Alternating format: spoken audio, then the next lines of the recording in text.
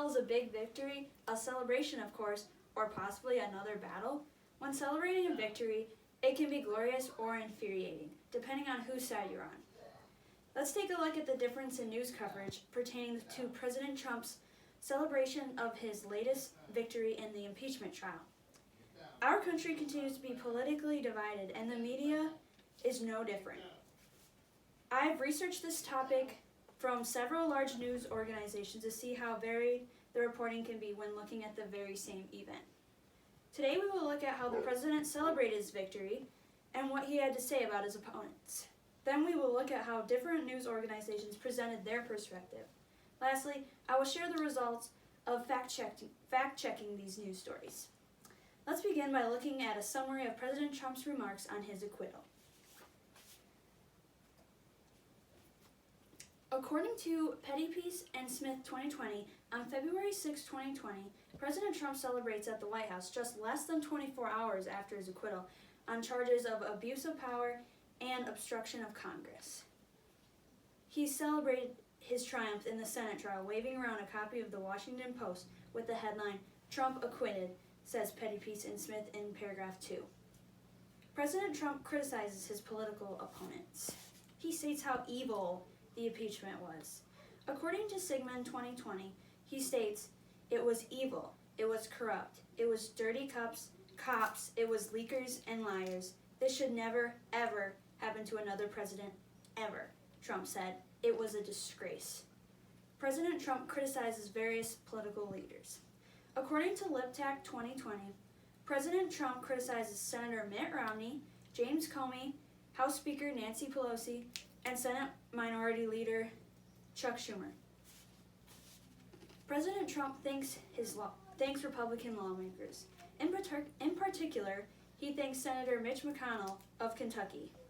According to Baker 2020, he thanks Senator Mitch McConnell of Kentucky, the Republican leader who is the president's most important defender in the Senate.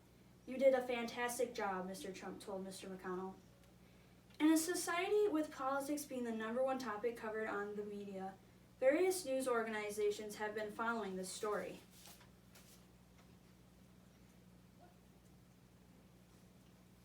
Many shared the president's celebration. Fox News, NBC News, and the New York Times went into detail how President Trump celebrated his acquittal. CNN did not. All the news sources covered how President Trump reacted to the impeachment trial. Each shared similar statements about President Trump's reaction, such as, "It was evil," and "It was leakers and liars." There's a lot of news out there, and it is hard to tell what stories are true and what stories are false. Fact-checking can be a reliable way to figure out who's telling the truth. Fact-checking can help us identify stories that are considered to be fake news. Let's take a look at the topic sentence of each article. Fox News and NBC News both start off their articles with President Trump celebrating. Both use words like triumphant and victory lap to describe President Trump's reaction to his acquittal.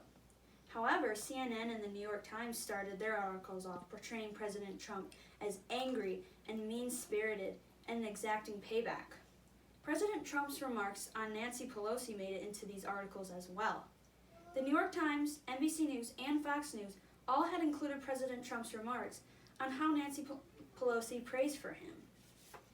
According to NBC News 2020, he stated, "I doubt she prays at all," he said. And according to the New York Times and Fox News 2020, he stated, "Nor do I like people who say, 'I pray for you,' when they know that's not so."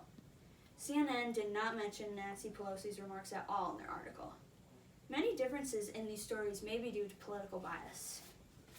For example, Fox News and NBC News went into depth on President Trump's celebration, while the New York Times and CNN focused on President Trump's remarks on his opponents. Fox News is known to support President Trump, so they might not include many bad things about the president.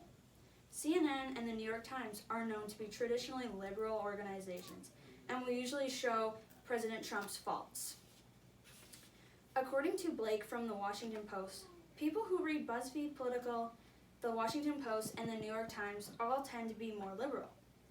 After listening to my analysis on the coverage of President Trump's remarks on his acquittal, I hope you become aware of the bias between the different news outlets and are informed on the events surrounding President Trump's acquittal.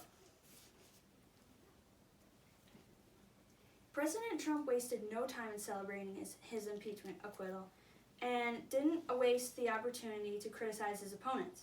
Half the country loves how he reacted, and the other half is left infuriated.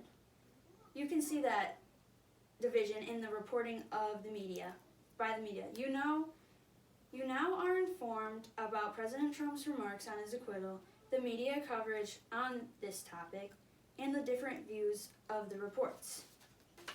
For stories like this, it is important to analyze the coverage and fact-check each story to learn the exact truth. Biased information can stretch the truth and can lead to false information. After taking the time to analyze these reports, it is safe to say that this celebration could cause another battle between President Trump and his opponents.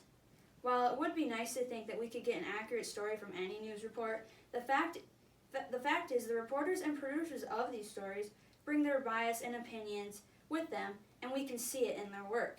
So make sure you are taking the time to take a really good look into the stories you care about.